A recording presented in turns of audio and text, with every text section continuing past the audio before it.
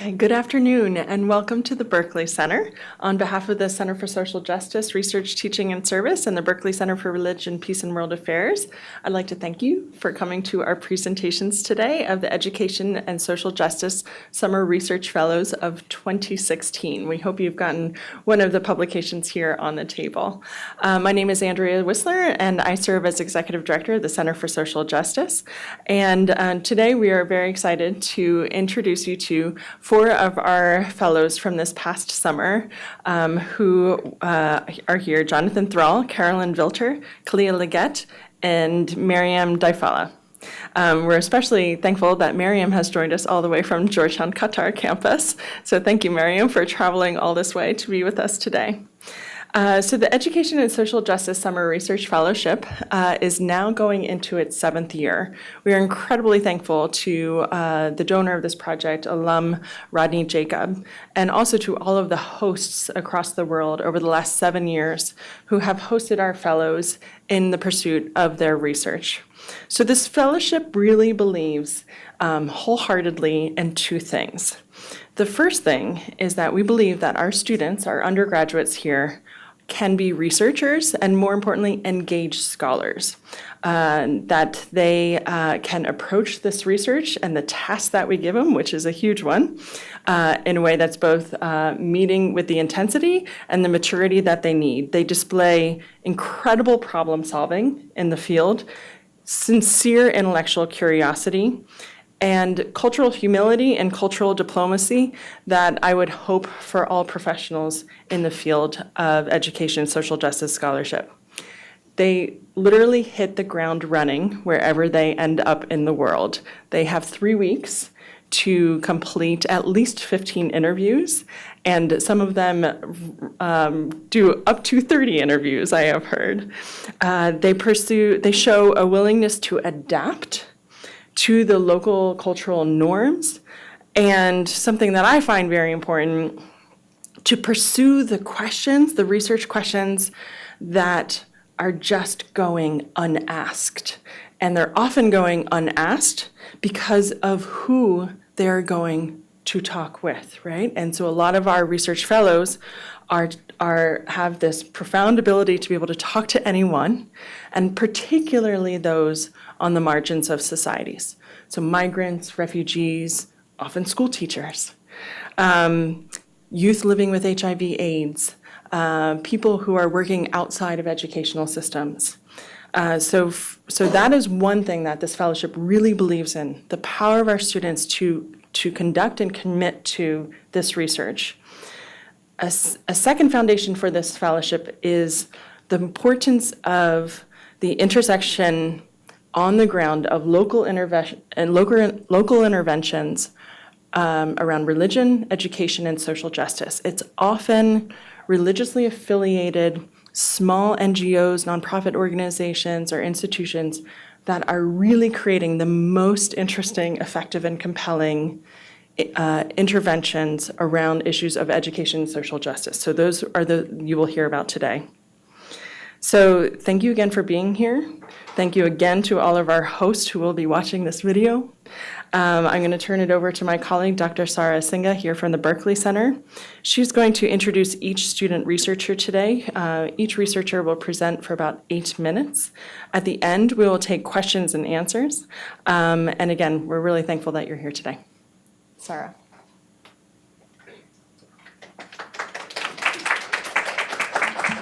So thank you all so much for being here. Welcome to the Berkley Center. We are so proud to have this opportunity to share your research and to display your research and see all the hard work that you've done. I'm going to introduce all of the ESJ students today in order of how you guys are going to present. So just kind of keep the order in mind. We're going to start with Khaliyah. Khaliyah spent 3 weeks in Kenya researching holistic care for children with HIV/AIDS. She conducted many interviews there with Children's Home, and she'll talk to you about her research and everything that she found. After Khaliyah, we're going to move to Mariam. Mariam spent 3 weeks in Rwanda for her research, and she focused on the genocide between the Hutus and the Tutsis, and she interviewed a wide range of people during her research project, including survivors, teachers, activists, and the focus of her project was to discover how memory influences both healing and education. After we hear from Mariam, we're going to focus on Jonathan. Jonathan spent 3 weeks in Amman, Jordan, with the Jesuit Refugee Service. He researched the challenges and issues that are faced by urban refugees, and he talked to administrators, instructors, alumni, and students to give us a broad range of perspective of what urban refugees are going through and how the Jesuit Refugee Services are helping them to fit better into society. And then we will end with Carolyn. Carolyn spent 3 weeks in Mexico City, and she was addressing the challenges there that are faced by migrants. She interviewed people working at the forefront of these issues, including people from international organizations, government employees, academics, and also some migrants. So we'll hear from all of them. And if you can all just hold your questions till the very end of the presentations, and then we can take Q&A about everyone's projects at the very end. So if you all just give me help applaud for these wonderful students and their amazing research projects, and then we'll start with Khaliyah.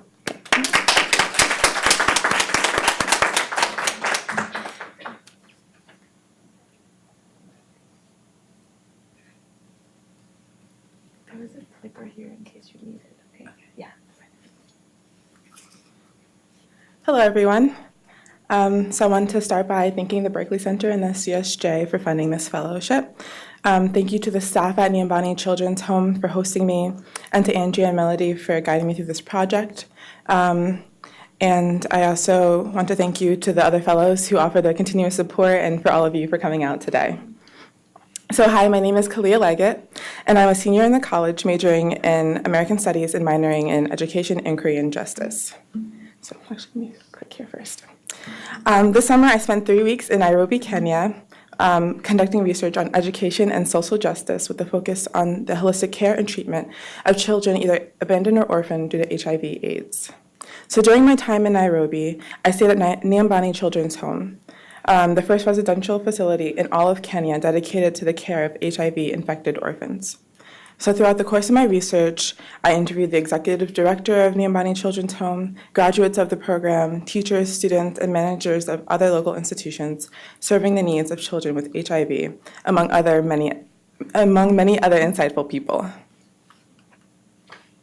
So as previously mentioned, I conducted my research in Kenya, a country in East Africa, as pictured here on this slide. Here I have highlighted Nairobi, which is where Nyambani Children's Home is located, as well as the 8 other Leototo sites. And I've also highlighted Kitui, where the Nyambani village is located, all of which I will explain further in this presentation. So, before I would begin, I would like everyone to take a moment and think of your definition of home. What are concepts, sights, and sounds that come to mind when you think of home? I would like you all to keep these in mind as I go throughout the presentation. So in order to contextualize my research, I will give a quick background of the HIV/AIDS epidemic. So out of all the people in the world living with HIV, approximately 68% are said to be in Africa, despite the fact that the region is only 12% of the population. To demonstrate how severe this epidemic is, consider this fact. Over the period from 1986 to February 1987, which is a period of less than a year, the number of cases of AIDS recorded by the World Health Organization rose from about 30 to more than 2,600. Along with this epidemic came an insurmountable amount of discrimination against people suffering from HIV and AIDS. In fact, according to one study, more than 40% of those with HIV and AIDS in sub-Saharan Africa experienced discrimination resulting from their status. Specifically, Kenya experienced its first case of HIV in 1984. From 1984 to 1989, due to lack of information about the disease, it was not even seen as a threat to Kenyan society. Unfortunately, this 5-year period of inactivity allowed the disease to silently spread, reaching a prevalence rate of about 20 to 30% in the 1990s. It became so widespread that by 1999, the Kenyan government declared HIV/AIDS a national disaster. While stigma and discrimination negatively impacted all people affected by HIV/AIDS, unfortunately, children became a substantial portion of those affected. The millions of children in Africa orphaned or abandoned by HIV were physically, emotionally, and economically at risk, and many of them lived in the streets of African cities. This is the situation Father D'Agostino found himself when he was called by God to change his life direction. In 1992, faced with the calling to help these HIV-infected children, Father D'Agostino, lovingly called Father Dag, founded the Children of God Relief Institute, Nyambani. Father Dag, a Georgetown alum and former professor, founded Nyambani under a holistic vision of care, or a vision that included physical, medical, psychosocial, spiritual, and moral care. So while entering my research, I had many questions pertaining to the education and social justice that I hoped to explore, as you can see from some of my guided research questions. For the purposes of this presentation, I will choose to focus on the bolded question. How does Nyambani's holistic approach to care for children suffering from HIV/AIDS help shape them into adults who will support and enact change in their community? So these are all the aspects of care that I focused on. So at its most basic level, Nyambani provides a physical home for these children. In Nyambani, there are cottages which are comprised of 16 children and one mom or uncle. So they act like the parents for these children. They wake them up in the morning, wash their clothes, help them do their chores. And in fact, the word Nyambani means home in Swahili. So the sole characteristic that sets these children apart from other children is simply their medical condition. Thus, medical care is a crucial aspect. So without going into too much detail for the sake of time, from Nyambani's inception, Father Dag lobbied for these children to have access to antiretroviral medication, without which long-term care would be nearly impossible. So throughout 25 years that Nyambani has been in existence, through lobbying the Kenyan government and the expansion of governmental programs such as the President's Emergency Plan for AIDS Relief, otherwise known as PEPFAR, Nyambani has been able to receive access to diagnostic testing and other medications that these children need. So in 2011, Nyambani was able to create a world-class diagnostic library, pictured here, which not only provides on-site treatment for the children, but also serves as a source of revenue as it's open to the public. Psychosocial.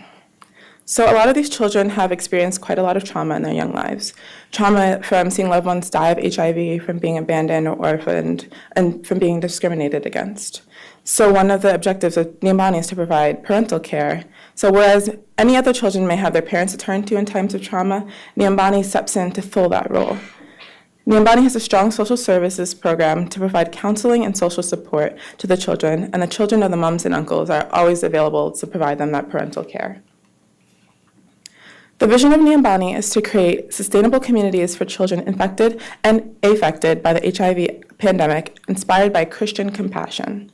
Nyambani was founded with the belief that despite their medical condition, these children were still children of God, worthy of care and compassion, and that spiritual care is an integral part of life at Nyambani. From the moment they are integrated into Nyambani, the children learn the catechism of the Catholic Church. They attend Mass every Sunday as well as have daily prayers. The guiding principle behind this is to ensure that these children have a strong foundation. So even if they encounter struggles later in life, they always have that religious foundation to fall back on. Last but not least, Nyambani enacts a holistic approach to care through moral care, which I have adopted as providing moral care through education. The children in Nyambani receive education all the way through college and then receive assistance through job placement. Currently, there are Nyambani graduates who have gone on to get degrees in education, IT, law, and various other fields.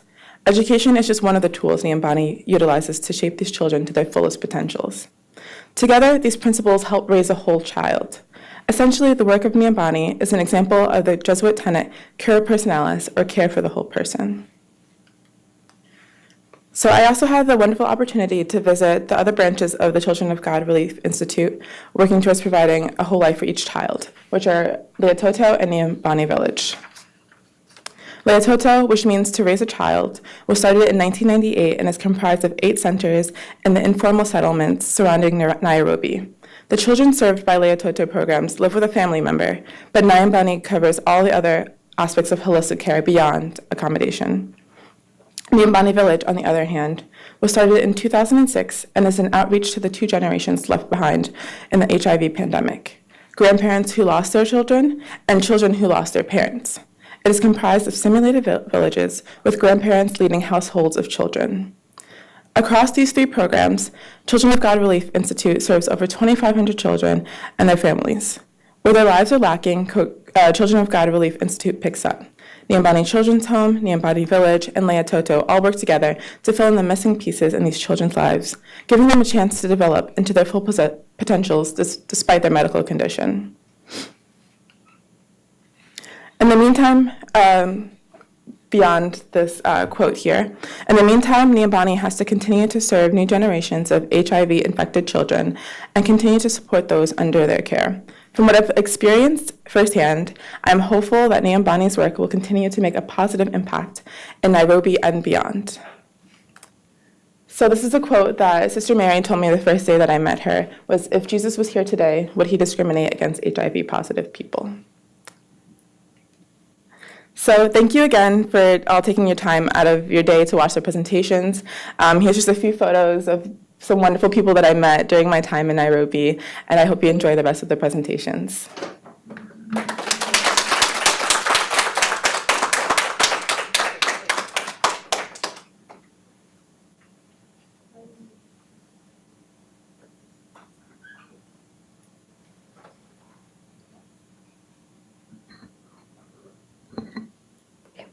Hello everyone, so my name is Mariam Diefallah and I'm from the Qatar campus. I was the first fellow to join this amazing program from the Qatar campus, and I'm very happy to be here with you tonight. The flight was really long, so I hope you bear with me with my weird voice because I have been a little bit sick. First of all, I would like to thank the Berkley Center and the Center for Social Justice for funding this program, and I would also love to thank Andrea and Mildy for their support and for the Skype interviews and meetings we had. I would also like to thank Dean Shivitz, who has been my support at the Qatar campus, and also Father Elise, who has been my host and also amazing mentor and friend. First of all, for me, I didn't know much about Rwanda before I go there. I only knew about the genocide, which I think everyone knows about because of the movie Hotel Rwanda. So before going there, I didn't really know what to expect, and it was very hard for me to convince my family that I would go to Rwanda in the first place.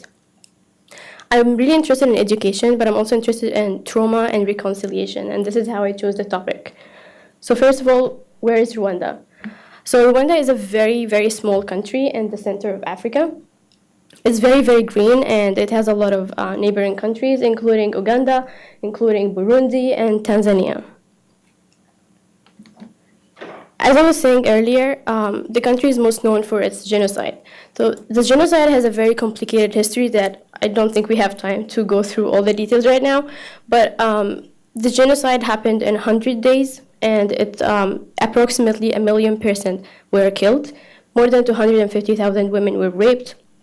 And because of that, there were a lot of generations of young children born out of rape who have a lot of trauma. When I went, the way I referred to the genocide was the Rwandan genocide. And one of the first things I heard when I talked to one of the interviews there was, it's not a Rwandan genocide, it's the genocide against the Tutsis that happened in Rwanda.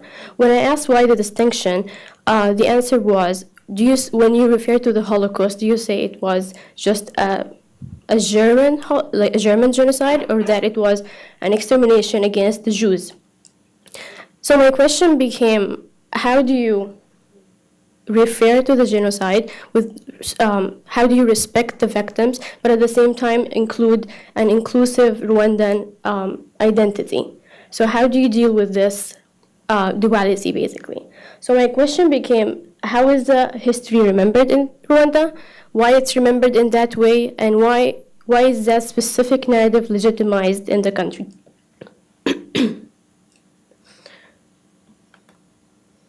When I was in Rwanda, I was hosted by St. Christus. So St. Christus is the only Jesuit center in Rwanda, apart from the educational centers there.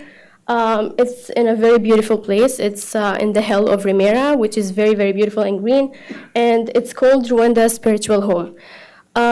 During the history of the genocide, on the first day of the genocide, all the Jesuit priests on the center and nuns were killed by militia. And since that day, the genocide became genocide site. After that, I started exploring different narratives. So I went to explore the official memory through checking Kigali Memorial Site. There, it was very obvious that they said Rwanda was dead. In that sense, they created a new narrative and a new history that starts with the genocide in 1994. In that sense, Hutus are the perpetrators, Tutsis are the victims, but at the same time, Rwanda was created after that date, and Hutus were viewed in such a way that they are not only perpetrators, but also victims of hate speech, and basically they were brainwashed by the state. So that official narrative was disseminated and explored and furtherly encouraged by the civil society and the education in Rwanda. The three main, when it comes to education, the three main changes that happened in the curriculum, one of them were in 1996. It started by denying the genocide completely by not referring to it. So any hate speech or any propaganda chapters against the Tutsis were completely removed. And after that, in classrooms, there was no mention of the genocide. The main curriculum change after that was in 2008, where there was a comparative approach. So the root causes of the genocide were explained in a comparative approach to the Holocaust and the Armenian genocide and other conflicts in the world. In that sense, it negates any feelings that the Hutus were different in any sense, or that the genocide in a way was like a violent African phenomenon. Finally, when I was there was a new change happening in the curriculum, which became viewed as an empathy-based and storytelling approach. So in that sense, the genocide is mentioned in almost all of the classes, including chemistry and mathematics. And children are encouraged to tell their stories, to tell their family stories. They can affiliate themselves with any group, but at the same time, they have to understand that they are Rwandans, and in that sense, you can't really blame any group. When it comes to civil society, in Rwanda, civil society is understood in a very interesting way. So because of the history of the genocide, the international community did not really try to reach out and help the victims at the time. And in that sense, in the national narrative there, they view the international community in a very negative way because it didn't really help anyone. In that sense, the civil society is viewed as the people who come together and help each other for Rwandan values, which was very interesting for me. Only some of the people I met was people from Never Again Rwanda, which is a very interesting NGO there.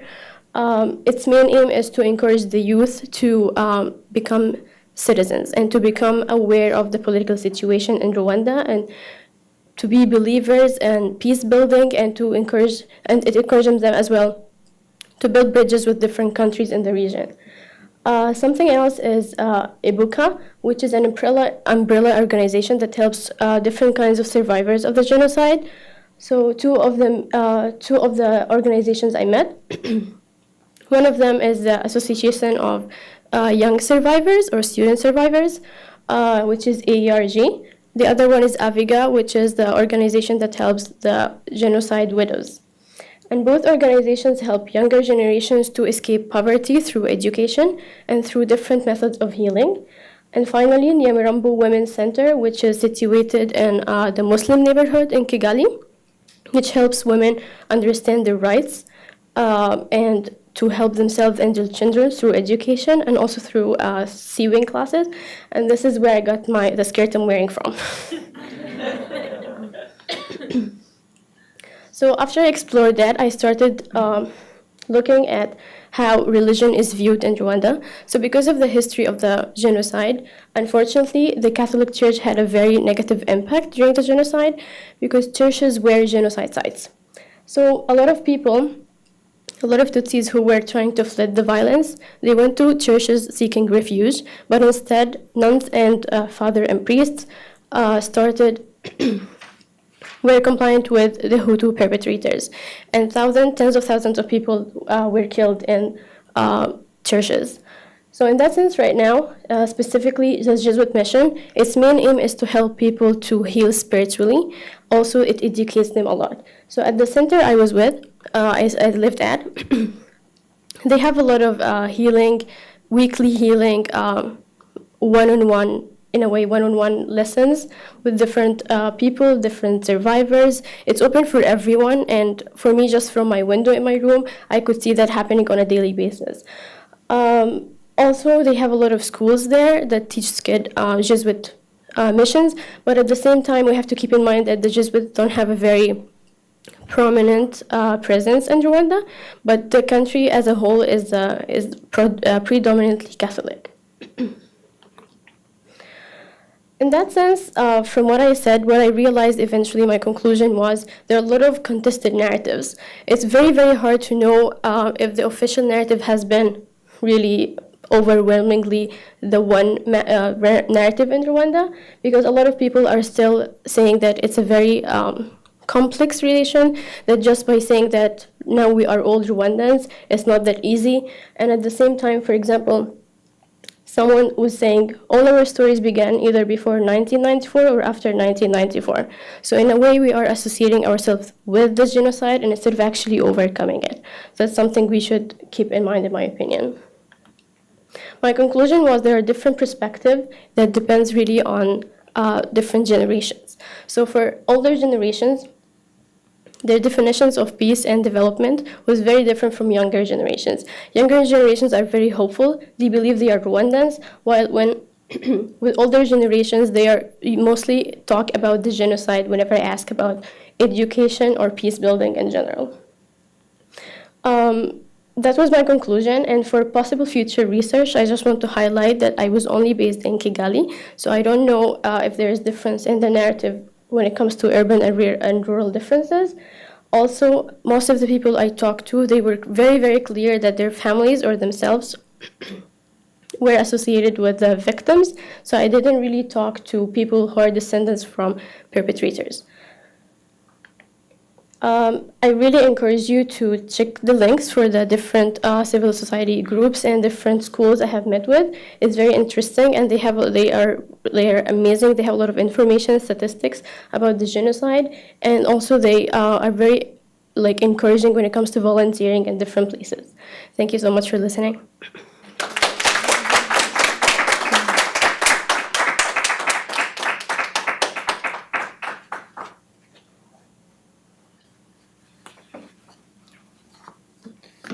Hi, everyone. So my name is Jonathan. I'm a senior in the School of Foreign Service, graduating in May. I'm a major in culture and politics and minor in Arabic. I studied abroad in Jordan in the fall of 2015, my junior year. And so thanks to the Education and Social Justice Fellowship, I was able to return there this past summer. I was hosted by JRS Jordan. In Amman to conduct a case study on their higher education programs destined for urban refugees. Before I start, I just really want to say thank you to the Berkley Center, the CSJ, for making this research possible, especially to Andrea, Melody, who's not here, and Sarah for all their hard work and time. But I would also especially like to thank everyone at JRS Jordan, administrators, staff, teachers, and especially the students for welcoming me at their center and making me feel like a part of their community for the brief time that I had the privilege to be there. So during my time at JRS, I conducted 15 interviews with people involved in various capacities with the higher ed programs, from students to administrators. And so this research is really heavily shaped by what those who kindly offered, agreed to be interviewed by me, wanted to share about JRS's higher education programs and what they found important in them. And so what emerged out of these interviews is that for JRS, these programs are important not only in and of themselves, but also especially as a vector for fostering community amongst the students. And so 2 questions that ended up guiding my research are these up on the screen. And it's the second 2-pronged approach to community. What does it mean to foster community in a highly transitory context of refuge, and why do it? That guides my presentation today.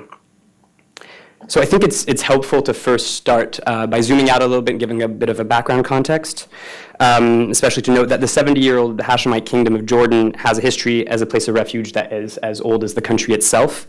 This history is especially reflective of the protracted displacement of Palestinians, but continues on today and has led to a current context in which is particularly strained, as Jordan has come to host the second highest number of refugees in the world relative to local population, and has dedicated 25% of its budget to addressing the refugee crisis. The situation is such that earlier last year, King Abdullah expressed that Jordan had reached its, quote, boiling point. Now, while for many of us talking about the refugee crisis in the Middle East might evoke images such as this one, the Zaatari refugee camp in northern Jordan close to the Syrian border, which is home to some 80,000 Syrians, this is not the reality experienced by the vast majority of refugees. And so my time in Jordan and the research I conducted helped me break down this narrative in two really important ways. First is that while a crushing majority of refugees in Jordan are Syrian, there are large numbers of displaced people from other nationalities who, due to their relatively smaller group size, find themselves ignored by much of the attention brought to the crisis. And that second, that a vast majority of these refugees and of all refugees reside not in camps but in cities. And to illustrate these realizations and also to give you a sense of the magnitude of the crisis, I've put up on the screen some data from the UNHCR and also from the most recent Jordanian census in order to highlight how these UN numbers sometimes underestimate the effective number of displaced persons. And so as a result, the population in Jordan, particularly in the urban centers like the capital city Amman, have exploded in recent years. Now, the questions posed by my research about the importance of higher education and community really find their significance, I think, when you place them into context of what characterizes life as a refugee in the city, of which three main aspects recurred in my interviews with students at JRS. First is that, to my knowledge, all the students were actively seeking resettlement abroad and almost exclusively in the West. That is to say that Jordan is only a temporary stop in which no one is trying to make their home, and this is also to a certain extent by design. But as the resettlement process is highly unpredictable and largely results in people spending most of their time in Jordan just waiting to hear when they'll be able to leave Jordan, often losing the hope along the way that they ever will. This idleness and loss of hope is compounded further by the fact that obstacles to their employment as foreigners and especially as refugees are such that it is essentially illegal for them to work. Of course, many of them still resort to finding illegal employment, which in turn subjects them to fear of exploitation by the employers or coworkers or even deportation. This point ties also quite well into the issue of discrimination, which is felt by refugees as a whole due to the popular perception amongst Jordanian host society that they are a burden to society and the source of many of the country's ills, but this discrimination is really doubly or triply so felt by refugees of African origin who also face racial discrimination. What's more, interviews at JRS highlighted that many services or opportunities that emerge out of the local international response to the crisis, including those for higher education, are available almost exclusively to Syrians due to the large number and dominance in public awareness. So in this context, JRS stands out as one of the organizations that is actively committed to providing services inclusively to all and reaching out to communities that find themselves overlooked in the crisis. JRS, Jesuit Refugee Service, is a work of the Society of Jesus that was initiated in 1980 by then Jesuit Superior General Father Pedro Arrupe, pictured here, in order to respond to the plight of the boat people fleeing Vietnam. JRS started its work in Jordan in 2010, and the largest part of the operations in the country is its educational programs, which it offers free of charge and on the basis of full inclusivity regardless of religion, nationality, gender, or even formal registration as a refugee with the UN.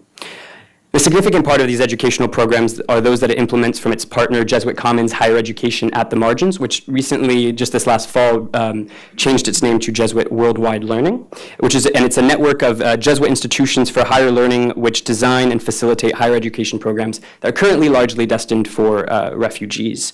Of the JCHEM programs implemented by JRS in Jordan, there's a 3-year online diploma in liberal studies in English, as well as what are known as community service learning tracks, or CSLTs, which include a course in psychosocial case management and 3 levels of English as a foreign language. And so for students, the primary reason for enrolling in these programs is to learn or improve on their English. And for that reason, JRS, alongside these JCHEM programs, also runs its own informal programs in English.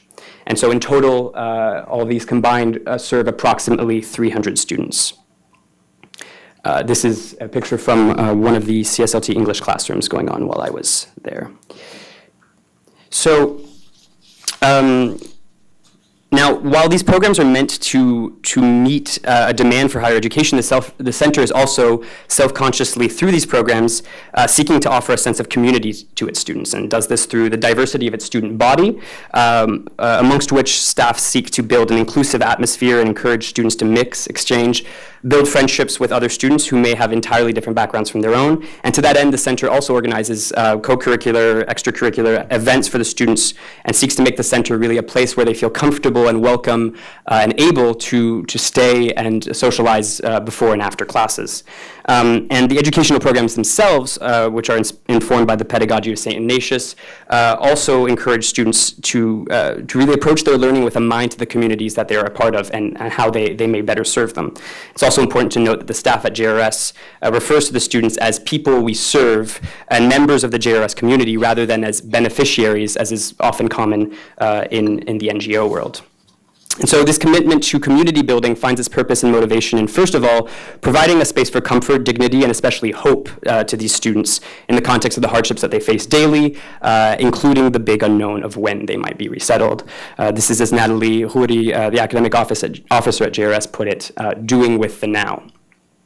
Second, by encouraging their students to be community-minded and builders of inclusive diverse communities themselves, the center not only helps students to be more appealing candidates for resettlement in the West, but also helps ease their transition as they resettle in a new environment and seek to find their place in a new community. By that same token, while most students have no clue when or even if they might ever be able to return to their homes, their experience at the center helps many to think forward to that possible moment and envision how they might be able to rebuild their communities there. This is a very important step in ushering in a healing and regenerative process. Now, the success of these efforts is, I think, measured by the exclusively and genuinely positive experiences that were shared through the interviews, and by the fact that everyone involved, students to administrators, has at heart to see these programs expanded and even more people to be served, and for other programs like it to emerge. And at the same time, the desire is coupled with the desire to see the programs better reflect and meet the needs of the people that they serve and they are designed to serve. For example, it came up that students, when they realized what the name JCHEM stands for, aren't particularly fond of the branding of their program.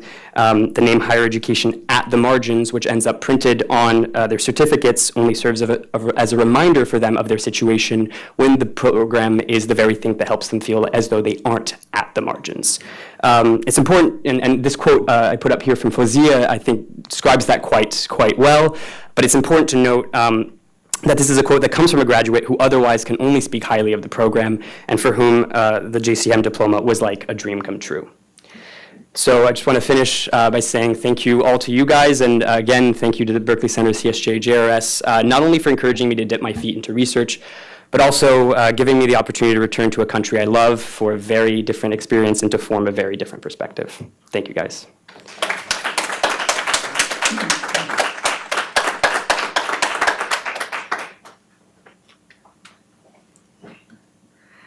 All right.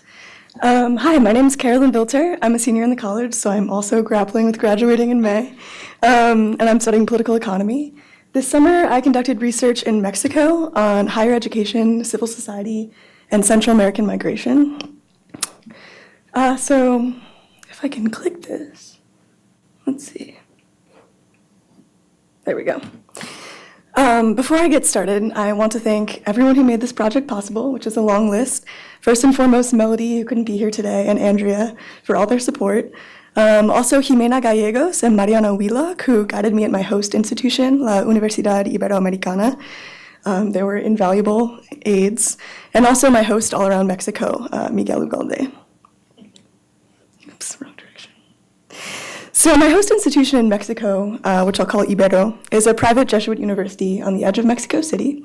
It has undergraduate programs and graduate programs, but it also has a division called Incidencia, which roughly translates as external impact. Incidencia is split into 5 separate programs, which address 5 social issues in Mexico. And of those 5, I was hosted by PRAMI, the Migration Issues Program. When I began this project, I knew I wanted to study migration. I had worked on the issue and studied the issue from the United States and from a US perspective, but I wanted that view from Mexico. When I arrived, I realized that the context for work on immigration in Mexico is actually very different. For many reasons, but I think the defining reason is the relationship of government and civil society to immigration in Mexico. So in the US, when we talk about migration, we think about passing legislation or failing to pass legislation. We talk about walls a lot. We talk about the government and what the government can do on this issue. But in Mexico, I discovered quickly that the entire mindset is different. This is captured in this quote from Javier Urbano, who was a wonderful interview. He's a professor at Ibero, and he said, "In the end, the only thing you're going to see here is something that the world should realize about Mexico. We have the biggest humanitarian response system in the world, but all of this is civil society. It's not the government." So with this in mind, I decided to focus my research on civil society and also higher education and their role and relationship to each other when it comes to migration in Mexico. So specifically, my questions were, what are the experiences of current civil society practitioners working on migration issues in Mexico? And how is higher education responding to these concerns or this experience? So both in direct response to civil society and also in preparing a new generation of practitioners. To find out, I think my pictures are cut off, but to find out, I conducted 30 interviews. Apologize for the formatting issues. Those were with government officials, with students, with activists, with professors, even a few migrants themselves, though only one interview was formally recorded. So before I get into my findings, I should take a moment to talk about sort of the background of this issue and what it means to be studying Central American migration in Mexico. Mexico has a much more complicated relationship to immigration than I think we imagine when we look at that issue from the United States. It is a sending country. It sends migrants often to the United States, but it's also a receiving country. It's a destination for some. And it's also a country of transit, so it sees hundreds of thousands of migrants passing through with the intention of going from one border to the other every year. These are the people I chose to focus on, particularly Central Americans. For decades, Central America has seen a great deal of civil unrest, generalized violence, and government instability, all of which has led to various flows of migrants, or more precisely refugees, out of those countries and often through Mexico. So how is Mexican higher education traditionally related to this issue? Well, firstly, a university like Ibero has staff, it has funding, it has a reputation, and it has the power to put all these things into practice, but often that force hasn't historically gone to social issues, certainly not migration. Universities also, of course, have undergraduate programs, licenciaturas, in traditional subject areas, but in Mexico, this looks different from what we expect, at least at Ibero. There often isn't an opportunity to double major. You have a defined set of courses based on the discipline you choose to study. And a lot of students told me that they wish they had the opportunity for more interdisciplinary coursework. And finally, as I mentioned before, universities have incidencia programs. But Ibero, there's a gap between those programs and students. So they're often run not by professors, but by independent staff. And they don't conduct their work in conjunction with the undergraduate student body. So this doesn't really fit the realities of working on migration issues in the field. And I wanted to talk to civil society practitioners about why that was or how that took shape. So many who I spoke to repeatedly referred back to sort of some exceptional experience they had that made them do the work that they did. And that didn't look like traditional coursework. It looked like something real life, personal, practical, skills-based, some sort of exposure to the issue that sort of kept them interested and passionate. They also described having had trouble moving from their university coursework, where they had sort of a defined skill set, to multifaceted, challenging work in the field or even just in an NGO. And finally, conversations inevitably turn to how practitioners keep their spirits up in a field that really involves such an endless onslaught of challenges. and painful stories and kind of difficult work. One individual expressed that particularly well, Adriana Salcedo. She's a former undergraduate and current employee at Ibero. She said, after hearing so many things and seeing so much, you ask yourself, how can I not cry? How can I continue believing in the people of this world? I think every person has their own way of forging ahead. One person cries, the other runs, another prays, who knows? Someone said to me, pray, and my response is, who will answer? What does that do? These are the big challenges. So, in short, the real world is very overwhelming, especially when it comes to issues as complex as migration, and it doesn't always look much like the world that higher education is or prepares you for. Fortunately, though, that doesn't seem to be the end of the story, at least not at Ibero and not in Mexico. When I returned to Ibero, professors and staff spoke to me about a number of brand new initiatives, often starting this past academic year, that are beginning to actually align to the realities that civil society practitioners described. This past year, Ibero opened a refugee legal clinic class in which undergraduate law students actually manage real refugee cases with the help of experienced lawyers.